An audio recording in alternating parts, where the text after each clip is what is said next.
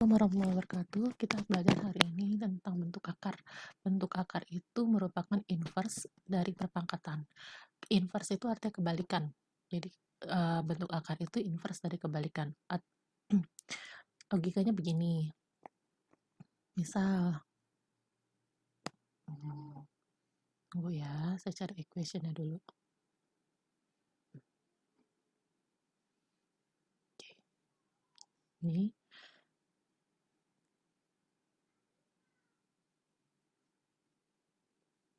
lama. 3/4 sama dengan 81. Ini namanya bentuk pangkat. Sekarang mau saya balik. Saya mau cari nilai akar 4 dari 81.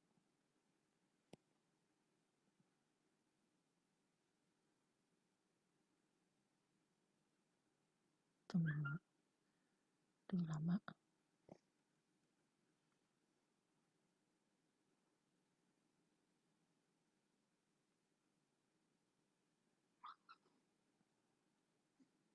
Oke, dibalik akar 4 dari 81 ternyata hasilnya sama dengan 3. Ini namanya inverse, kebalikan. Atau misal 2/2 sama dengan 4. Akar kuadrat dari 4 berarti sama dengan 2. Ini bentuknya yang dari yang ini ya, yang pengertian inverse-nya tadi nih. Misal A bilangan real dan N bilangan bulat positif, maka ditulisnya bentuk akar itu adalah akar N dari 4. Disebut bilangan bentuk akar jika dan hanya jika hasil dari akar N dari A adalah bilangan irasional. Contoh, kalau kayak begini, ini namanya bukan bilangan akar. Kenapa bukan bilangan akar? Karena bentuknya nilainya bulat, 3. Atau yang tadi saya bilang, akar 9, akar kuadrat dari 9. Nilainya berapa? 3. Ini bukan bentuk akar, karena bilangan bulat. Tapi yang bentuk akar, contohnya begini. Akar dari 5, punya nilai nggak dia? Nggak punya, berarti dia namanya bentuk akar. Tuh. Orang lagi ngerekam juga, dia mah kebiasaan. Assalamualaikum warahmatullahi wabarakatuh. Kembali lagi kita ke pertemuan ketiga untuk bentuk akar. Sebelumnya saya minta maaf untuk yang pertemuan yang kemarin yang bentuk bilangan pangkat negatif sama 0. Sebenarnya saya sudah bikin video, tapi video itu kapasitasnya gede banget, jadinya nggak bisa saya upload ke Classroom. Nah, sekarang saya bikin yang kecil biar nggak terlalu banyak makan kuota. Jadi kita belajar tentang bentuk akar. Bentuk akar pernah kalian belajar waktu SMP. Jadi pengertiannya bentuk akar itu merupakan inverse dari perpangkatan. Contohnya begini. 3/4 itu nilainya 81. Inverse itu kebalikan. Kalau 3/4 nilainya sama dengan 81, kita kan mencari nilai 3 yang dipangkatin 4. Tapi kalau sekarang kita mencari akar 4 dari 81, nilai bilangan pokoknya berapa?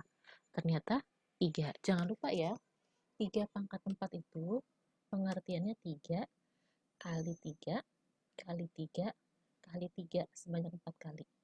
Sama dengan 81.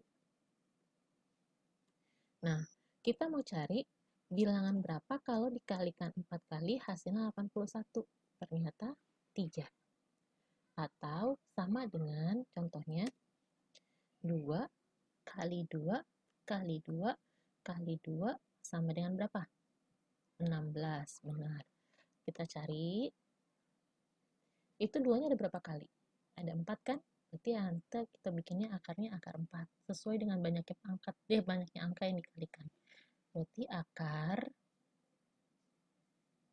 karena 2-nya 4 kali, berarti saya bikinnya akar 4. Karena hasilnya di sini 16, berarti yang di dalam akarnya ini 16. Akar 4 dari 16 berapa nilainya? 2. Kenapa 2? Karena 2 kalau dikalikan sebanyak 4 kali, dia hasilnya jadinya 16. inverse, kebalikan. Jadi, akar kebalikan dari pangkat atau akar inverse dari pangkat. Misalkan A bilangan real dan N bilangan bulat positif, akar N dari A disebut bilangan bentuk akar jika dan hanya jika hasil dari akar N dari A adalah bilangan irasional. Contohnya kayak begini nih, saya udah bikin. Akar kuadrat dari 9 sama dengan 3. Ini namanya bukan bentuk akar. Kenapa bukan bentuk akar? Karena hasilnya adalah bilangan bulat. Bentuk irasional adalah bentuk yang hasil akhirnya bukan bilangan bulat. Bentuknya bentuk akar. Atau akar kuadrat dari 25, berapa nilainya? 5. Bilangan bulat lagi kan? Berarti ini bukan bentuk akar juga. Berarti akar 1, akar 25, akar 9, akar 4, akar 36, akar 100 bukan bentuk akar. Yang mana yang bentuk akar? Contoh yang di bawah. Akar 5, 2 akar 7, akar 8, akar 3, akar 2. Kenapa itu bilangan irasional? Karena dia nggak punya nilai. Karena kita nggak bisa cari nilai akarnya. Paham ya? Itu bentuk akar. Jadi ingat, akar 9, akar 4, akar 16, akar 64, akar 81 bukan bilangan bentuk akar. Tapi akar 2, akar 3, akar 5, akar 6, akar 7, akar 11, akar 13, dan lain sebagainya, itu disebut dengan bentuk akar. Ya, paham? Sekarang kita masuk ke menyederhanakan bentuk akar. Menyederhanakan bentuk akar berarti mengubah bentuk akar sehingga bilangan di dalam tanda akar tidak memiliki faktor bilangan berpangkat. Kalau secara definisinya, akar N dari A kali B sama dengan akar N dari A kali akar N dari B. Kalau contoh dalam bentuk angka, begini. Kita menyederhanakan bentuk akar 8 nih.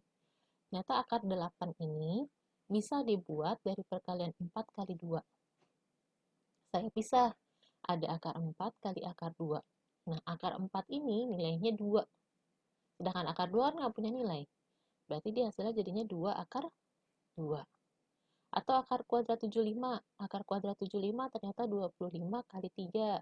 Akar kuadrat 25 nilainya 5. Akar 3 nggak punya nilai.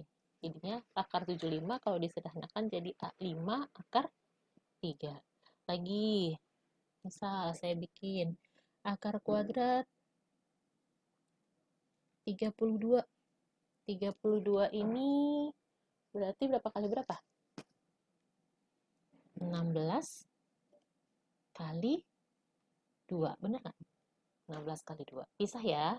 Akar kuadrat 16-nya sendiri, akar 2-nya sendiri. Akar kuadrat 16 nilainya 4, akar 2-nya nggak punya nilai. Tuh. Toh lagi, lanjut. Akar kuadrat dari 72. 72. 72 itu berapa kali berapa? 36 dikali 2. Pisah lagi. Akar 36 kali akar 2. Akar 36 berapa nilainya? 6. Akar 2. 6 akar 2. Dah, paham kan menyederhanakan bentuk akar? Kalau udah menyederhanakan bentuk akar, kita itu sekarang masuk ke dalam operasi bentuk akar. Yang pertama ada penjumlahan dengan pengurangan. Prinsipnya penjumlahan dengan pengurangan sama. Kalau P akar N dari R tambah Q akar N dari R, dia akan menjadi P tambah Q untuk akar N dari R. Catatan, angka dalam akarnya ini harus sama. Kalau beda, dia nggak akan berlaku sifatnya.